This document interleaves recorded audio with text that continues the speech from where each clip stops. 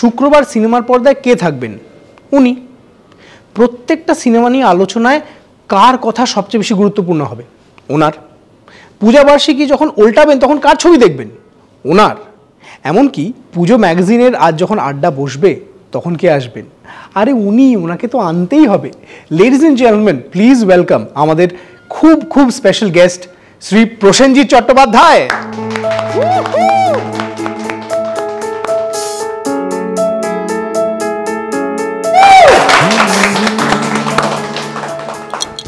Thank you so much. Thank you. তুমি যে এত ব্যস্ত একজন মানুষ, সুকুমার রায় লিখেছিলেন গেছো দাদার কথা, তাকে আমরা সত্যি দেখতে পাচ্ছি। তিনি কখন যে মুম্বাইতে থাকেন, কখন যে কলকাতায় থাকেন, কখন যে বিদেশে চলে যান, সেটা কিন্তু ধরা যাচ্ছে না। আজকে আমরা ধরতে পেরেছি, খুব ভালো লাগছে। Thank you so much.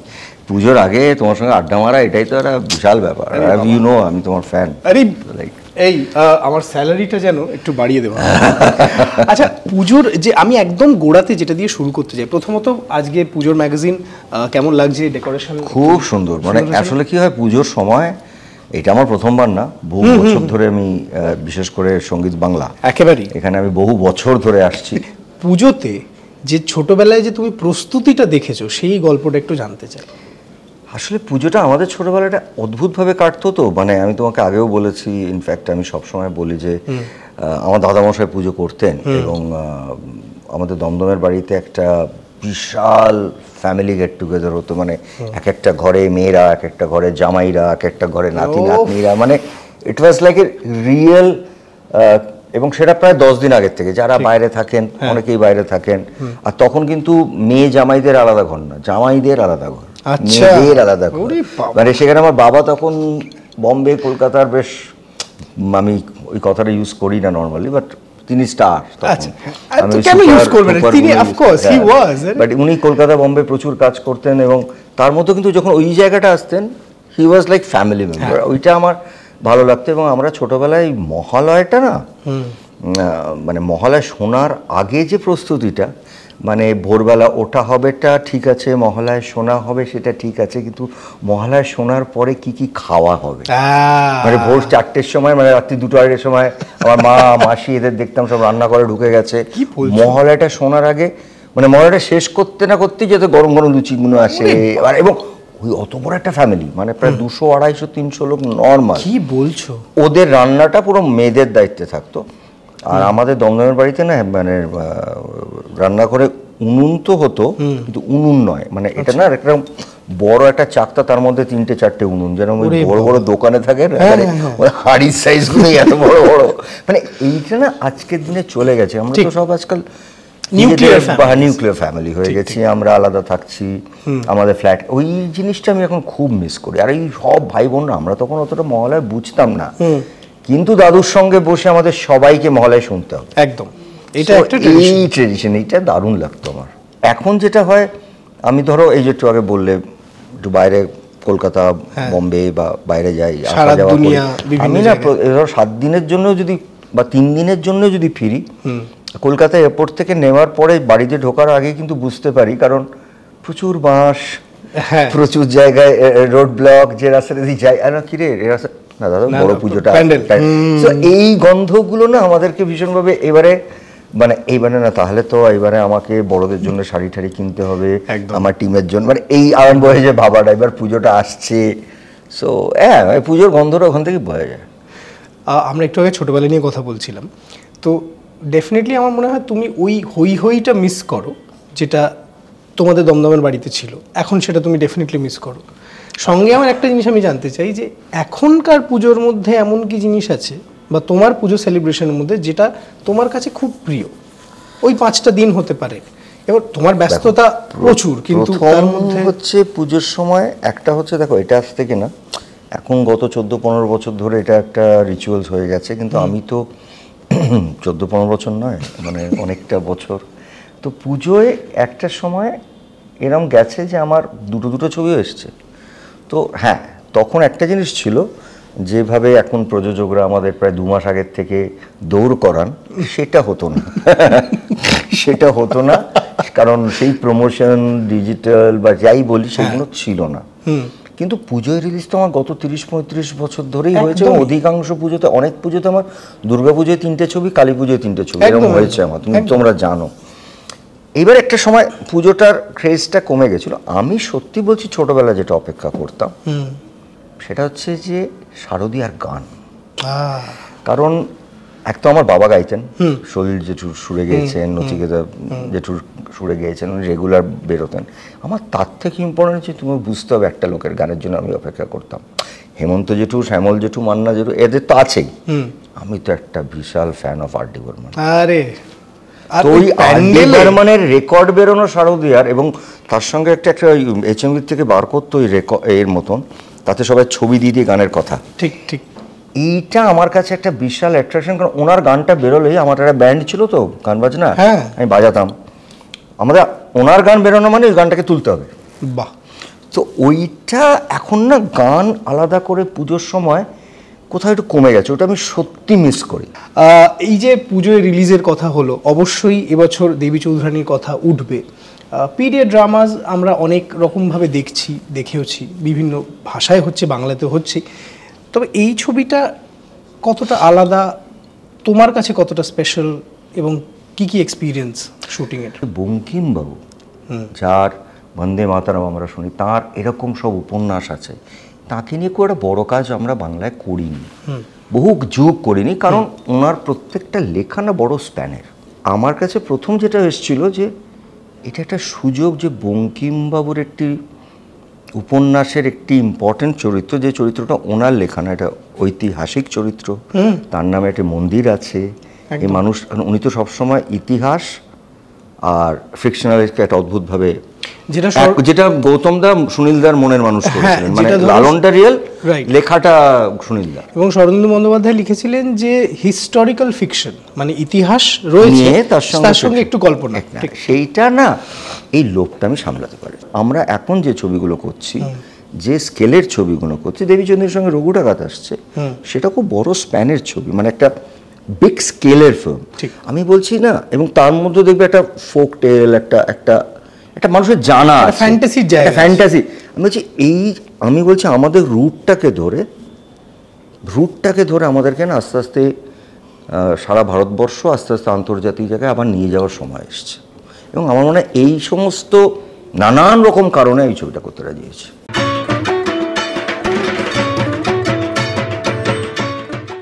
নমস্কার, দেখছেন পুজোর ম্যাগাজিন, আমি সোমক। সঙ্গীত বাংলার এই বিশেষ অনুষ্ঠান, আজকে আমাদের প্রচণ্ড বিশেষ গেস্ট প্রসেনজিৎ চট্টোপাধ্যায়। এই যে বাক্সটা দেখছো, এর মধ্যে অনেক কিছু আছে। এর মধ্যে মানে আমাদের একবারে ধরো স্মৃতির পর স্মৃতি ঠাসা আছে বাক্সটার মধ্যে। এই বাক্স থেকে এক একটা জিনিস বার করে আমি তোমার হাতে দেবো, তোমার চোখ বন্ধ থাকবে, তোমায় গেস করতে হবে, এবং তার সঙ্গে একটা পুজোর মেমোরি বা একটা কিছু আমরা শুনবো তোমার মুখে। তুমি রেডি? চোখ বন্ধ করবো? হ্যাঁ, করে ফেলো। ওকে, চলো। এটা কি? ধুনুচি। দাও। হ্যাঁ, শুধু একটু এসএফএক্স করে ধোঁয়াটা দিয়ে দিও, তাহলেই হয়ে যাবে। তুমি কি ধুনুচি নাচ করো? মানে যদি খুব ভালো। আচ্ছা, ওয়াও। আমি ছেলেকেও বলেছি ধুনুচি নাচ আগে শেখো, কারণ আমাদের ছোটবেলা আমার মনে আছে, শোনার কথা দেখিনি, কিন্তু পরবর্তীকালে যখন আমি তো আমাদের সব রকম সিনেমা যারা আমার আগে করেছেন তাদের কাজ দেখি, মিঠুনদার ধুনুচি নাচকে আর ট্রাভেলটাকে এক করে সারা ভারতবর্ষ, সারা পৃথিবীকে কাঁপিয়ে দিয়েছিল। মিঠুনদার যে স্টাইলটা এখনো সবাই কপি করে, ওটা তো ধুনুচি নাচের বেসিক, বেসিক ওটা। সো আর উনি নাকি পুজোয় ওনাকে, মিঠুনদাকে ভাড়া দিয়ে নিয়ে যাওয়া হতো, মানে ভাসানের সময় যে তুই সামনে নাচবি, এটা করতেন। মানে মিঠুনদা তখন কলকাতায়, মানে নর্থ ক্যালকাটা। সো আমি হচ্ছে ধুনুচি নাচটা আমার খুব প্রিয়, এবং আমি ছেলেকেও বলেছি, শোনো নাচ ফাচ যা শেখাও ধুনুচি নাচটা শেখো। তার চলো পরেরটাই যাই। চোখ বন্ধ, দেখি হাত পাতো, বলো এটা কি? এই না, ঠিক আছে, আপনি বাবু নয়, আপনি স্যার, ঠিক আছে, আপনি মুদির দোকান চালান না। এইটা হাতে নিয়ে যেটা প্রথমে মনে হচ্ছে আমাকে, সিনেমার গল্প আমার প্রচুর আছে এটা নিয়ে, কিন্তু না ছোটবেলায় ওই দমদমের বাড়িতে আমাদের বিশাল মাঠ ছিল, আর আমি না ছোটবেলার থেকেই ভীষণ ওই অ্যাক্টিং বলবো না, কি বলবো আমি জানি না, মানে আমার খেলার অ্যাকশন, স্টেন গান, বন্দুক নিয়ে, আর বাড়িতে শোনো লম্বা লম্বা চেয়ার থাকতো, আমার দাদামশাই ইনস্টিটিউট ছিল, ওইগুলো নিয়ে মানে ওইটা ট্রেন, আর তখন তো ইংলিশ জ্যাঙ্গো ট্যাঙ্গো দেখতাম, টেন্টিস ফুড দেখতাম, ওইটা নিয়ে পুরো মানে আমার এবং আমার বোনও ওইটা করতো, মাকু বকা খেত, কারণ আমি তো লাফা ঝাঁপা, নিজে একলাই কিছু নেই, নিজেই এক হিরো হচ্ছি, নিজেই ভিলেন হচ্ছি, নিজেই করে পড়ে যাচ্ছি, ছোটবেলাতেই জিনিসটা আমার চলতো, অ্যাকশন সিকোয়েন্সের রিহার্সাল ছোটবেলা থেকে হচ্ছে। এটা আমার নিজের, পুরো বাড়িতে আমি একলা বন্দুক বা একটা গান নিয়ে বা একটা টয় নিয়ে আমি ওটা করে যাচ্ছি, এবং আমিও গুলি করছি, নিজেই করে পড়ে যাচ্ছি। মানে তখন থেকে আমার বাবা বলতেন, রত্না তুমি যাই করাবার চেষ্টা করো, ঢুকবেই সিনেমায়, জানাই ছিল। বেশ, চোখ বন্ধ করো। কটা দিবি রে? আছে 5টা, এই 3 নম্বর, এটা খুব সহজেই চিনতে পারবে, সহজেই চেনা যাচ্ছে। এইটা এইটা শুনেই আমরা দুর্গাপুজো শুরু করি এখান থেকেই, এবং এটা রেডিও, এবং আমি এটি ছবি করেছিলাম মহালয়া বলে, বীরেন্দ্র কৃষ্ণ ভদ্রের সুভাষিসদা করেছিল। আমার মনে হয় এই রেডিও আমাদের জীবনের সাথী, মানে আমি জানি না তোমরা দেখেছো কিনা, ছোট ছোট রেডিও বেরিয়েছিল এক সময়, এইটুকু পকেটে রাখা হতো, এখন তো সব ফোনে চলে গেছে আমরা, কিন্তু রেডিওস হ্যাভ অলওয়েজ বিন আমাদের জীবনের একটা সাথী হয়ে গেল, মানে আমাদের দৈনন্দিন জীবনে। আর পুজো তো শুরুই হয় না এটা। একটা সময় ছিল আমার মনে আছে যে তোমার যেদিন ছবি রিলিজ হবে সেদিন সকালবেলা তোমাকে রেডিওতে লাইভ শোনা যেত, তোমার এটা একটা প্রথা ছিল যে সকাল 7টা থেকে। হ্যাঁ, এবং সেই তোমরা বন্ধ করে দিলে, তোমরা এত সব এদিক ওদিক চলে গেলে। হ্যাঁ, সে আমরা সবাই, তুমি তোমাদের সিনিয়ররা সবাই, হ্যাঁ, কিন্তু আমরা হয়তো আবার খুব ভালো লাগতো আমার সকালবেলা, তুমি নিজেই বলেছিলে আমি চলে যেতাম তোমাদের রেডিওতে, এবং ওটা লাইভ হতো, আর ওটা না আমার যে কোনো রিলিজে আমি জোর করে ওটা করতাম, কারণ ওটা আমার ভীষণ পয়া ছিল, এবং মেসেজেস আসতো, কারণ এই ইন্টারঅ্যাকশনটা তো নর্মালি অন্য ক্ষেত্রে হয় না, যাকে বলে অর্গানিক। এখন এই কথাটা উঠেছে পুরোটা। বেশ, চোখ বন্ধ। না, বই। হ্যাঁ, কিন্তু কি ধরনের বই? আচ্ছা, বইটা না দেখে আমি কি করে বলবো বলো তো? না, সেইটাই তো চ্যালেঞ্জ। পুজোর আগে তোমার হাতে নিশ্চয়ই টেলিফোন ডিরেক্টরি দেবো না আমি। কোনো শারদীয় সংখ্যা, ব্যাস মিটে গেল। কোনো একটা শারদীয় সংখ্যা, অবশ্যই। হাত দিলে বুঝতে পারবে যে আনন্দ মেলা। ঠিক বলেছ, একদম। তো আমাদের কাজে দেবে, কদিন পরে কাকাবাবু আসছে, তখন দেবে। তো আমি একটা প্রশ্ন তোমায় করতে চাই, যে ধরো কোনো ম্যাগাজিনে, পত্রিকায় বা পুজো বার্ষিকীতে তোমার মনে পড়ে তুমি প্রথম কবে দেখেছিলে তোমার ছবি, ফুল পেজ, হাফ পেজ, সঙ্গে ইন্টারভিউ? একটা পুজোয় যখন একটু ছবি করলাম, একটু নামটাম হলো, আমি ওরা তখন অনেকটাই নেই, তখন আমাকে মৌহাদি বলেছিল, তখন ওরকমভাবে শ্যুট হতো না, মানে একটা হিরো হিরোইন, মৌহাদি বলেছিল, আমি তখন স্ট্রাগল করছি, মৌহাদির কাছে গিয়ে বলতাম যে আমাকে তো কেউ নিচ্ছে না, আমি তোমার থেকে ছোটো, কিন্তু তুমি আরও তখন রোলিং স্টার, বলছে শোনা তোকে তো, তুই আমার থেকে ছোটো, একটা কাজ করছি, কাউকে উল্টোরাত থেকে বলছে এটা করতে, তুই আমার সাথে ফটোশ্যুট কর, তাহলে লোকে যেন দেখে তোকে আর আমাকে কাস্টিং করতে পারে, কারণ আমার তো বড় ছিল। আমি প্রথম আমাকে জীবনে ঠিকঠাক শ্যুট করিয়ে কাগজে বার করেছিল মৌহাদি। মুভিং অন, নেক্সট ওয়ান, চলো। আচ্ছা, এটাই দুটো জিনিস আছে, এটা বাইরে একটা মোড়ক আছে, ভেতরে হচ্ছে আসল ব্যাপারটা। দেখো কিসের মোড়ক, ভেতরে কি থাকতে পারে, হাত দিলেই বুঝে যাবে। মিষ্টি, রসের? মিষ্টি না, রস পাবে না তুমি, আরেকটু দেখো, আরেকটু গভীরে যাও, নিতে পারবো তোমারই ছবির গান। ফুচকা মনে হচ্ছে। কারেক্ট, একদম ইয়েস। না, এটা প্রথমটা একটু মিষ্টি মিষ্টি ভেবেছিলাম, পুজোর সময় যেমন মিষ্টি নিয়ে এসছে বলে। এইবার যেটা তোমাকে জিজ্ঞেস করা সেটা হচ্ছে যে তুমি দৈনন্দিন জীবনে যতটুকু মেপে খাও সেটা সবাই জানে, সেটা খুব বিখ্যাত, সেটা নিয়ে বিভিন্ন জায়গায় আলোচনা হচ্ছে। জানিস, বুম্বাদাকে দেখলাম অত অ্যাকশন করার পর জাস্ট বাছা কয়েকটা জিনিস খেলো। পুজোর সময় কি তার বেনিয়ম হয় না? হ্যাঁ, পুজোর সময় আমি সপ্তমী, অষ্টমী, নবমী আমি ভোগ খাই। আচ্ছা, ভোগ খাও? হ্যাঁ, ওটা খাই মানে বেশ জমিয়ে খাই, বেশ জমিয়ে। ওটা আমার ওটা আমার একটা দুর্বলতা। আর স্ট্রিট ফুড আর খাওয়া হয় না এখন? খুব না গো, না, মিথ্যে কথা কেন বলবো, ওটা হয় না। কিন্তু আমার বাড়িতে পুজো, লক্ষ্মী পুজো, সরস্বতী পুজো, বিশেষ করে লক্ষ্মী পুজো, বাড়িতে সব আমার বোন টোনরা আসে, এটা পুরো গ্যাদারিং হয় একদম। তখন আমি দেখেছি বিকাল 4 খিচুড়ি খাওয়ার পরে আমি হঠাৎ দেখছি, আমি তো বাইরে অফিসে আছি, একটা ফুচকাওয়ালা এসছে এবং তারা ওই খিচুড়ি খাওয়ার পরে, আর তারা প্রত্যেকেই আমার বয়সের কাছাকাছি। তোমার বাড়ি ঠিক দরজায় একজন, ওটা নিয়ে ভেতরে এবার চলে এসছে সে, তাকে নিয়ে একটা গোল করে ফুচকা খাওয়াতো। আমি বললাম তোরা এক্ষুনি খিচুড়ি খেয়েছিস উপোস করার পরে, তারপরে এখন ফুচকা খাচ্ছিস? ফুচকা টানে। তো ফুচকার একটা ছোট্ট গল্প আমার বলতেই হয়। বিবেকানন্দ পার্কে, আমি জানি না কজন জানেন, একজন মহিলা ছিলেন, আমরা বৌদি বলতাম, দই ফুচকা বিক্রি করতেন, এখনো আছেন, ওনার ফ্যামিলি, আমরা ওখানেই আড্ডা মেরেছি। আমি ওনাকে, ওনার মানে স্ট্রাগলটা দেখেছি। এখন ছেলেরা বড় হয়ে যাচ্ছে, ওরা এখন সামলাচ্ছে। ওই ভদ্রমহিলা এবং তার স্বামী, আমরা বৌদি বলতাম, ওনার স্ট্রাগলটা দেখেছি। তখন ওর সমস্ত সুন্দর, মানে এখন তো কাভার টাভার করে সুন্দর করে দিয়েছে। ওনার হাতের দই phuchka was something very different. আর ওই একটা প্লেটে প্রায় 8-10টা মতো করে, মানে ইটস লাইক আ ফুল মিল। আমার একটা জিনিস বলো, এটা তুমিই বলতে পারবে যে খাবার লোভ সামলাবো কিভাবে, লোভ সম্বরণ করবো কিভাবে? খুব কঠিন বলা। তুমি তো করেছো বিষয়টা। এটা খুব কঠিন রে বাবু। এটা না আসলে শুধু খাবার নয়, আমাদের অবস্থাটা হয়ে যাবে তো জীবনে আমাদেরকে কোনটায় হ্যাঁ বলবো ওটা বাঁচতে হয়। কারেক্ট।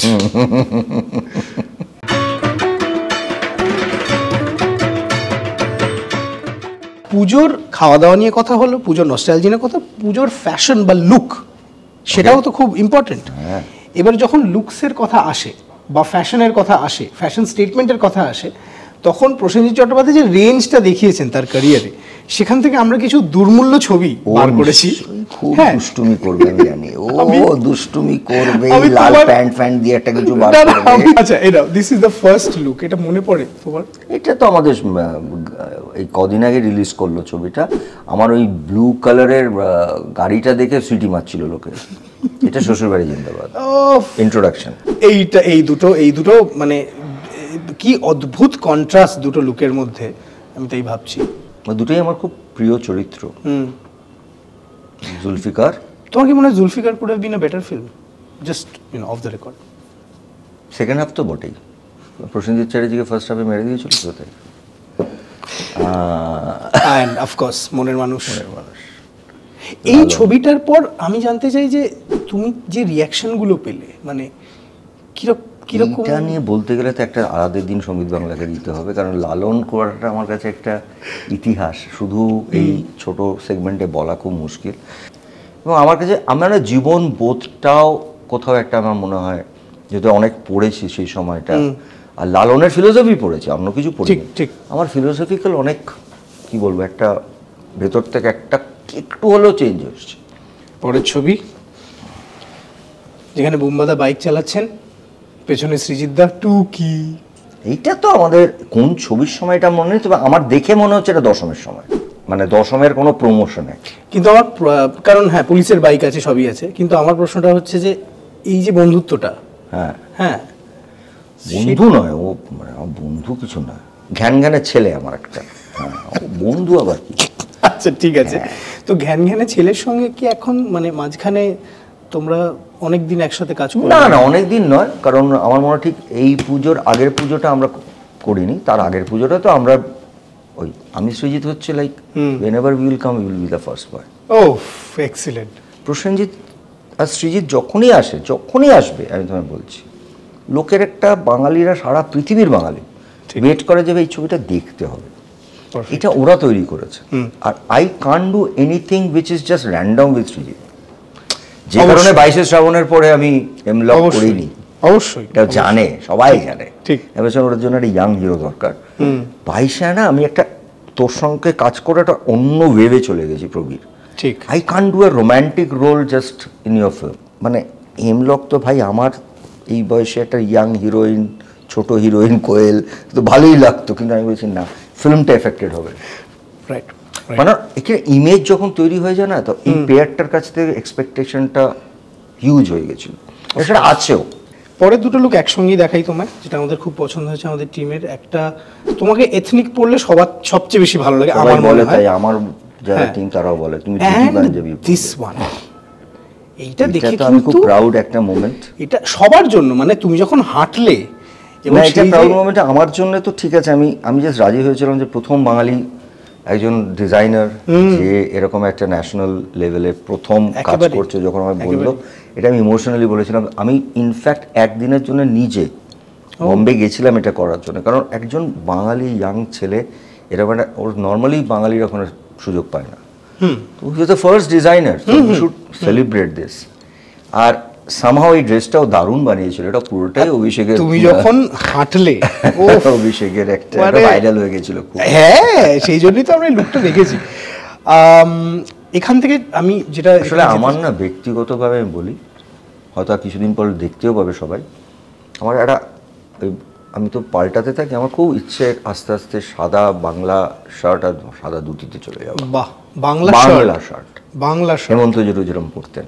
এখান থেকে আমি যেতে চাই তোমার দেবী চৌধুরানীর লুকটা, কারণ অবভিয়াসলি এই ছবিটা নিয়ে কথা বলছি কারণ প্রচণ্ড ইন্টারেস্ট আমিও পেয়েছি তোমার ওইরকম একটা, মানে ভবানী পাঠকের চরিত্রে তার যখন লুক সেট হচ্ছে, কারণ এটা এমন একটা চরিত্র তার কোনো ফটোগ্রাফিক এভিডেন্স তো নেই, সেই অর্থে নেই। হ্যাঁ, তো সেইটা তৈরি হলো কিভাবে? মানে সেখানে কি তোমারও অবদান ছিল? হ্যাঁ, ডিরেক্টর তার একটা ভাবনা, আমার মতন করে চেষ্টা করা। তবে আমি যেটা করার চেষ্টা করেছি, আমি এক কথায় বলি, আমি অনেকটা পড়াশোনা যখন করে বুঝলাম যে আসলে ভদ্রলোক সাধক ছিলেন। ঠিক।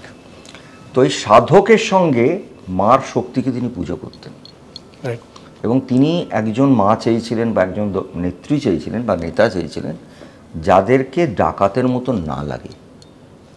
That's very interesting. এটা ইতিহাস বলছেন। গ্রামের লোকরা এমন একটা মানুষকে যেন বিশ্বাস করতে পারে, যখন এই রেস্কিউ করেন তখন উনি মনে করেন যে এই মহিলা আসলে একজন বড়লোক সম্ভ্রান্ত ঘরের মহিলা, গরিব ঘরের মেয়ে কিন্তু বিয়ে। তো উনি এটা আইডেন্টিফাই করে ওই চেহারাটা, যেখানে গ্রামের লোকরা তার কাছে গিয়ে তাদের দুঃখ কষ্টের কথা বলতে পারে, পালিয়ে না যায়, ঠিক সেই কারণে উনি এই একটা ইয়াং নেত্রী তৈরি করেন with the help of Rangaraj and all. একদম। তো বেসিক্যালি আমি চরিত্রটাকে এইভাবে ভাবার চেষ্টা করেছেন, তুমি দেখবে যেন দুটো রূপ আছে আমার। ঠিক ঠিক। একটা রূপ হচ্ছে মানুষটা লড়াই একসময় করেছেন, এখন বয়স হয়ে গেলেও লড়াইটা করেন, কিন্তু উনি সাধক। তো এই সাধক আর শক্তিটাকে আমি এক করে একটা গেটা বানার চেষ্টা করেছি।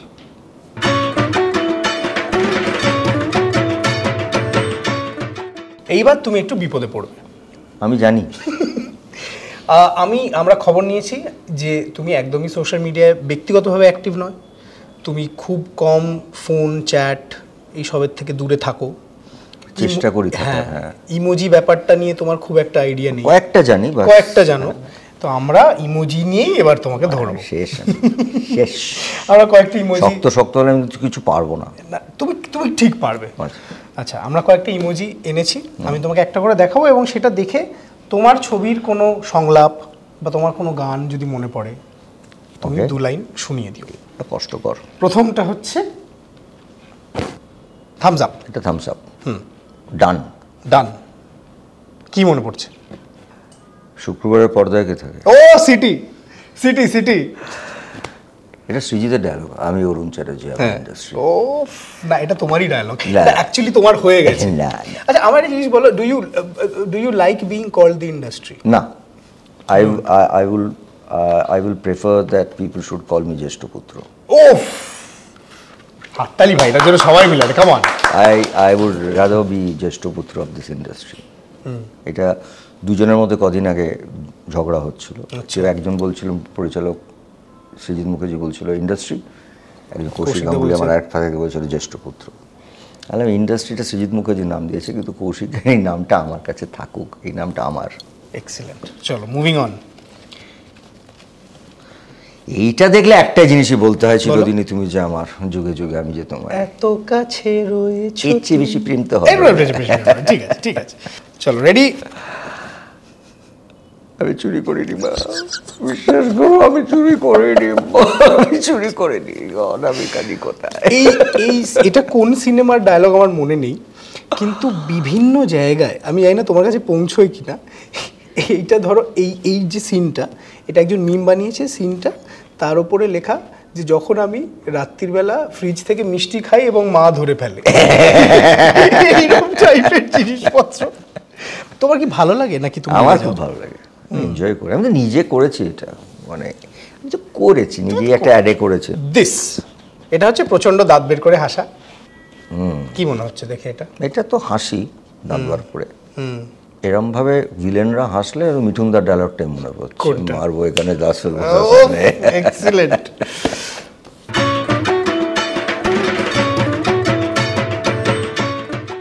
হ্যালো, দেখছেন পুজোর ম্যাগাজিন। আমি সোমক এবং আমার সঙ্গে প্রসেনজিৎ চট্টোপাধ্যায়, যিনি নিজেকে ইন্ডাস্ট্রি বলেন না, বলেন ইন্ডাস্ট্রির জ্যেষ্ঠ পুত্র। তাই তো ঠিক বলেছি তো? একদম পারফেক্ট। তোমার সঙ্গে আমরা খেলবো পুজোর বিঙ্গো কার্ড। এখানে দেখবে তোমার একটা ছক দেওয়া হয়েছে, তাতে কিছু অক্ষর আছে, কিছু লেটার্স নেই, কিছু ছড়িয়ে ছিটিয়ে আছে। আমি কয়েকটা লেটারের নাম বলবো বা লেটার বলবো, সেটা যদি থাকে তাহলে তোমার সেটা ক্রস করতে হবে। ওকে। যদি না থাকে বলবে নেই। আচ্ছা, এবার যে লেটারগুলো তুমি পাবে তার কিছু কিছুর সঙ্গে প্রশ্ন আছে, র্যাপিড ফায়ার, যার উত্তর তোমায় 5 সেকেন্ডে দিতে হবে। ওরে বাবা, ওকে। সবটা করতে করতে, ঠিক আছে? চলো, প্রথম লেটার যেটা তুমি খুঁজবে সেটা হচ্ছে বি। আছে। আচ্ছা, ক্রস ইট আউট। প্রশ্ন আছে, জীবনে কোন দুটো জিনিসের তফাৎ বোঝাটা খুব ইম্পর্টেন্ট, সেটা ডায়লগ। ভাত ডাল আর বিরিয়ানি। ভাত ডাল, একদম perfect. Okay, next letter is M. M আছে। Yes, cross it out. প্রশ্ন, মহানায়ক সিরিয়ালে তুমি যে রোলটা প্লে করেছিলে সেটার নাম কি ছিল? মহানায়ক। বাহ, দেখো আমাদের কিন্তু ডিসকোয়ালিফাই করে দেওয়ার কথা, জাস্ট বিকজ তুমি আরেকটা সুযোগ দিচ্ছি। অরুণ চ্যাটার্জি না, বলো। অরুণ রাইট, অরুণ কুমার চ্যাটার্জি ছিল। অরুণ কুমার চ্যাটার্জি। আচ্ছা ঠিক আছে, ফাইন। আচ্ছা, হাউ ওয়াজ দি এক্সপিরিয়েন্স? মানে এই জাস্ট একটু খেলার টাইমারটা স্টপ করে বলছি। কোনটা? You playing. আমি ওনাকে তো প্লে করিনি, ওনার কিছু কিছু জিনিসটাকে মাথায় রেখে I think I wanted to represent that পিরিয়ডের যে কোনো নায়ক। ঠিক, কারণ আমি যখন অটোগ্রাফ করেছি I represented today superstar. Absolutely. তো সেই সময় একটা সুযোগ পেয়েছিলাম সেইখানকার তখনকার সুপারস্টারদেরকে রিপ্রেজেন্ট করা। হ্যাঁ, তার মধ্যে তার জীবনের কিছু জটিলতা ছিল, কিছু কিছু জিনিস ছিল, আর ওটাও মানে গল্পটাও এইভাবে যায়নি, মানে তার বায়োপিক আমরা কোনো জায়গায় বলিনি ওই কারণে। যেভাবে আমি হিমাংশু রায় করেছি, সবাই জানে ওটা হিমাংশু রায়, কিন্তু হিমাংশু রায় তো আমি বলিনি, কিন্তু ওই প্রভাবটা ছিল। ওই সময়ের যে কোনো বড় প্রযোজক যাদের কথা আমরা পড়ি, ওরা তো মেকার, মানে ইন্ডাস্ট্রিতে তারাই তৈরি করেছে। Okay, timer starts now, moving on. Next letter is R. আছে। হ্যাঁ, ক্রস ইট আউট। প্রশ্ন, ঋতুপর্ণ ঘোষের সঙ্গে করা 3টি ছবির নাম বলতে হবে, ঝটপট। চোখের বালি, দোসর, সব চরিত্র কাল্পনিক। Perfect, brilliant. এটা আর বেশি ভাবার কিছু নেই। নেক্সট লেটার ডি আছে। আচ্ছা, ডি দিয়ে শুরু হয় 3টি ছবির নাম বলো তোমার। দোসর। রে না না, এত ছবি না। 9-এর পরে যেটা আসে 9+1। দশম। আছে, থ্যাংক ইউ। দশম আছে, আর একটা রিলিজ করছে। হ্যাঁ, দেবী চৌধুরী। এক্সিলেন্ট। না, আমি একটু হেল্প করব। না না, একটা হেল্প করতেই হবে। হ্যাঁ, কিছু করার নেই। আচ্ছা, এরপরে 300-র উপর ছবি রে, 400-র কাছে হতে চললো। তুমি এইটার না, আমার মনে হয় জাস্ট বলছি, আমি এটা জাস্ট বলছি, এটা ম্যানিফেস্ট করছি। তোমার টিম এখানে আছে, বাট তারা অবভিয়াসলি বলবে না, এখন তারা শুনতে পাচ্ছে আমি কি বলছি, যে তোমার যতগুলো ছবি সেটার একটা ক্যালেন্ডার হওয়া উচিত। প্রত্যেক দিনের পাতায় একটা করে ছবির পোস্টার হোক বা আর্টওয়ার্ক বা কিছু। এটা কিন্তু দুর্দান্ত হবে, এটা তুমি ভেবে দেখো। I would love to buy it, এবং আমার মনে হয় যারা বাংলা সিনেমার ফ্যান, যারা তোমার fan, they would love it. Collector's item হবে একটা। Next letter T. Can you find T? Okay, mark করে দেবো। হ্যাঁ, মার্ক করে দাও। Next letter is F. Can you find F? Yes. Okay, শেষ প্রশ্ন।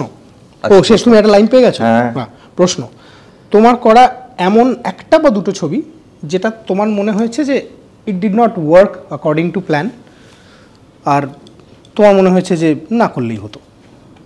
ছবি তো অনেক আছে, আমি না সত্যি বলছি এই প্রশ্নের উত্তর দেবো না, কারণ আমার প্রথম জীবনে যে কমার্শিয়াল ছবিগুলো আছে, অনেক ছবি আছে পরে মনে হচ্ছে না করলেই ভালো হতো, তো আমি দুঃখ তো দিতে পারি না, ছবিটা আমাকে কেউ গলাতে করায়নি, অবশ্যই। তো আমি নিজে করেছি। তো আমার মনে হয় আমরা যখন ছবি বানাই না, সবাই আমরা কিন্তু চেষ্টা করি ছবিটা বেস্ট করা, সেটা প্রযোজক থেকে, পরিচালক থেকে, আমরা অভিনেতা, টেকনিশিয়ান। এবার সেটা দর্শক, কিন্তু কিছু কিছু ছবি নিশ্চয়ই আছে এত ছবির মধ্যে যার মনে হয়েছে পরে এটা না করলেও হতো, কিন্তু আমি সেই ছবির নামগুলো নিতে চাই না, কারণ আমি কাউকে কষ্ট দিতে চাই না। এক্সপ্লেন করার দরকার নেই, তুমি শুধু বলবে না বলবো না, এনাফ। এত কেন এক্সপ্লেন করছো? বুমাদা, thank you so much. Thank you. তোমার এত ব্যস্ত শিডিউল, তার মধ্যে প্রমোশন, নতুন কাজ, বিভিন্ন রকম জিনিস, তার মধ্যে এই যে আমাদের এটা একটা অদ্ভুত ভুলভাল প্রশ্নের উত্তর দিতে তুমি এলে, খুব ভালো এনজয়েড, খুব ভালো। পুজোর আগে এরকম একটা মানে সময় কাটালাম তোমাদের সঙ্গে। আর এই আমি আবার বলছি, সঙ্গীত বাংলার সঙ্গে একবার জন্ম থেকে আমি আছি, সেই দিন থেকে আমি এই পার্টিকুলার চ্যানেলটার সঙ্গে আছি। এবং আমি এটা বারবার বলি, প্লিজ এটা রেকর্ড করে রাখুন, আপনাদের জন্যও বলছি। একটা সময়, আজকে হয়তো ডিজিটাল বেরিয়ে গেছে, ফোন বেরিয়ে গেছে, আমরা অনেক কিছু কমিউনিকেট করে আপনাদের কাছে পৌঁছাতে পারছি। একটা সময় বাংলা ছবির একটা বড় মোড় ঘুরিয়েছিল সঙ্গীত বাংলা, একদমই। এটা কিন্তু আমি ইতিহাসের জন্য বলছি। এবং তার পেছনে দুজন নায়ক, একজন প্রযোজক বা একটা গোষ্ঠী প্রযোজক, এবং তার সঙ্গে একজন পরিচালক, সঙ্গীত পরিচালক জিৎ গাঙ্গুলি, এরা সঙ্গীত বাংলা একটা বড় হাইপ দিয়েছিল আমাদের বাংলা ছবিকে। ঠিক।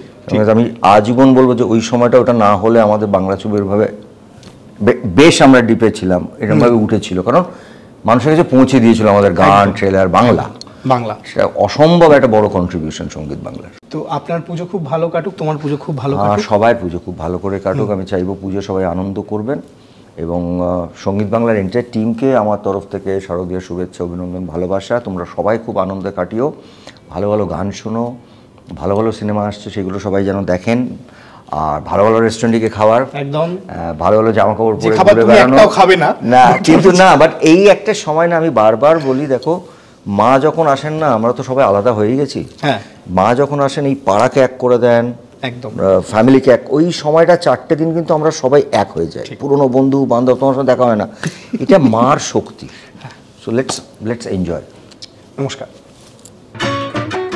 পুজো এসে গেছে, কিন্তু তুমি বাড়ি যাওয়ার ছুটি পাবে। একদম পারফেক্ট। কম্পারেটিভ অ্যানালিসিসগুলো কেন? Is the letter be perfect. ভালোবেসে বাসনা, কমপ্লিট দ্য সেন্টেন্স। দাও না ধরা কেন বলো? Brilliant, perfect. এটা গাইতে হবে? হ্যাঁ। ভালোবেসে বাসনা, দাও না ধরা কেন বলো? এটা সুজিতদের ছবি তো? ঠিক। দারুণ গিয়েছিস, খুব ভালো।